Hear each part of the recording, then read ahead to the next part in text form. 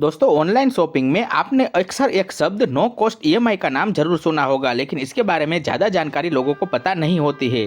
लोग ईएमआई के बारे में तो जानते हैं, लेकिन नो कॉस्ट ईएमआई क्या होती है इसके बारे में उन्हें पता नहीं होता। तो आज के इस वीडियो में इसी की पूरी डिटेल जानेंगे, तो वीडियो को पूरा लास्ट तक जरूर देखिएगा। और अगर वीडियो आपको पसंद आता है तो हमारे चैनल को सब्सक्राइब करें और बाजू में लगे बेल आइकन को क्लिक करें ताकि नए वीडियो की अपडेट आप तक पहुँच सके। तो हेलो दोस्तों, मेरा नाम है एजाज और आज के इस वीडियो में हम जानेंगे कि नो कॉस्ट ईएमआई क्या होता है। लेकिन इससे पहले आप लोग मुझे नीचे कमेंट करके इतना जरूर बताइए कि आप लोग कौन सी वेबसाइट से सबसे ज़्यादा ऑनलाइन शॉपिंग करते हो, उसका नाम जरूर कमेंट में लिखिएगा। तो अब जान लेते हैं कि नो कॉस्ट ईएमआई क्या होता है। दोस्तों आज के इंटरनेट के युग में ज़्यादातर चीज़ें ऑनलाइन ईएमआई पर ही मिलने लगी है, जिसमें ईएमआई के अलग अलग नाम भी दिए जाते हैं। तो कोई भी अगर वेबसाइट जैसे कि अमेजॉन, फ्लिपकार्ट, मीशो वगैरह से अगर आप कुछ भी परचेस करते हो तो आपको वहाँ पे कैश पेमेंट के साथ साथ ऑनलाइन पेमेंट या फिर credit card, debit card payment भी दिखता है। अगर credit card, debit card payment के साथ साथ अगर आपको उसमें ईएमआई ऑप्शन भी मिलता है तो इसका मतलब ये है कि उस प्रोडक्ट को या उस सर्विस को आप ईएमआई पे खरीद सकते हैं। ईएमआई यानी कि आपको पार्शियली पैसे देने रहने होते हैं, उसका एक किस्तों के हिसाब से पैसे लगते हैं, उसे ईएमआई कहते हैं। तो अगर नॉर्मल ईएमआई की बात करें तो इसका अर्थ होता है कि आपको एक साथ पैसे नहीं देने होते हैं बल्कि किस्तों में पैसे देने होते हैं और इसी चीज़ को ईएमआई कहते हैं। तो इस तरह की कोई भी नॉर्मल ईएमआई पर जब भी आप कोई भी सामान खरीदते हो तो उसमें प्रोसेसिंग फीस और उसका ब्याज और अन्य चार्ज भी लगाया जाता है। फॉर एग्जाम्पल अगर 10,000 रुपये की अगर कोई चीज़ आप खरीदते हो तो उसके ऊपर आपको ब्याज दर भी देनी होगी अगर आप ईएमआई करवाते हो तो, और उसकी जो प्रोसेसिंग फीस है वो भी आपको चुकानी होती है और अन्य कुछ बैंक के चार्जेस भी होते हैं जो कि आपको चुकाने पड़ते हैं।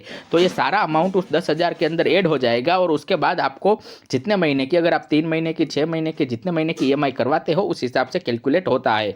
जबकि नो कॉस्ट ईएमआई की अगर हम बात करें तो नो कॉस्ट ईएमआई में प्रोडक्ट का जो प्राइस होता है उसी की ईएमआई बनाई जाती है, अदर कोई भी चार्जेस इसमें नहीं लगाए जाते और वही ईएमआई आपको देनी होती है।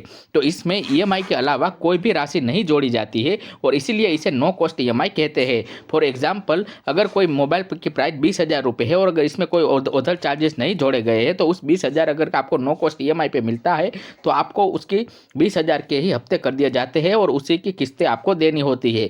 तो ऑनलाइन बहुत सारी शॉपिंग साइट है जहाँ पे कुछ ऐसे प्रोडक्ट भी होते हैं जिसमें आपको नो कॉस्ट ईएमआई का ऑप्शन भी मिल जाता है। तो आपको ये चेक करते ही लेना है कि नो कॉस्ट ईएमआई अवेलेबल है या नहीं, और इसके ऊपर भी अगर बैंक या कोई सर्विस चार्ज अलग से चार्ज लेता है तो वो आपको चुकाना पड़ता है। लेकिन ज़्यादातर केस में नो कॉस्ट ईएमआई पर ईएमआई के अलावा कोई भी चार्जेस नहीं लगाए जाते। फिर भी अगर आप किसी भी ऑनलाइन साइट से परचेस कर रहे हो नो कॉस्ट ईएमआई के जरिए तो पहले अच्छे से उसके टर्म्स एंड सर्विस को पढ़ लीजिएगा ताकि आपको पता चल सके कि इसमें ज़रूरी मामला क्या है। तो इसी तरह से नो कॉस्ट ईएमआई काम करती है और यही इसका मतलब होता है कि आपको ऊपर ईएमआई के अलावा और भी कोई चार्जेस जैसे कि इंटरेस्ट रेट या प्रोसेसिंग फीस वगैरह नहीं लगाया जाता, उसी को नो कॉस्ट ईएमआई कहते हैं। तो अब आप लोगों को पता चल गया होगा कि नो कॉस्ट ईएमआई क्या होता है। तो इसी के साथ वीडियो खत्म करेंगे, लेकिन इससे पहले मैं आप लोगों को बता दूं कि अब हमने हमारी वेबसाइट भी लॉन्च कर दी है। तो अगर आप गूगल पे जाओगे, सर्च करोगे एजाज कलाडिया तो आपके सामने हमारी वेबसाइट आ जाएगी। उसके ऊपर क्लिक करके आप हमारे और भी आर्टिकल पढ़ सकते हो।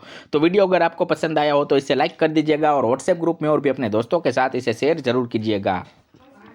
और ऐसे इन्फॉर्मेशनल वीडियो देखते रहने के लिए हमारे चैनल को सब्सक्राइब करें और बाजू में लगे बेल आइकन को क्लिक करें ताकि जब भी कोई नया वीडियो मैं अपलोड करूं तो उसकी नोटिफिकेशन आप तक पहुंच सके। और इस वीडियो से संबंधित किसी भी तरह का प्रश्न पूछने के लिए नीचे कमेंट करें। दोस्तों अगर आप लोग चाहते हो कि आपके किसी टॉपिक के ऊपर भी मैं कोई वीडियो बनाऊं तो वो टॉपिक आप नीचे कमेंट बॉक्स में लिख सकते हो।